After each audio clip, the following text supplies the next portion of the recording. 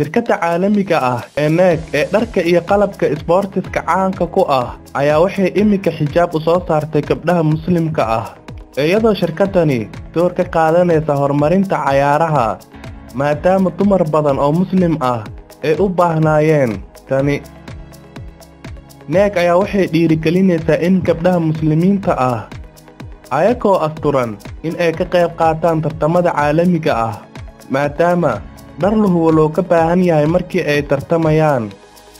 Jalbaabkan yar ee madaxa lagu xirto oo ay NEC soo saartay ayaa waxaa xayeysiintiisa daah qaatay cayaaryahanada Sahra Lari oo u dhalatay Imaaraadka Carabta iyadoo lagu soo sawiray bogga shirkadda.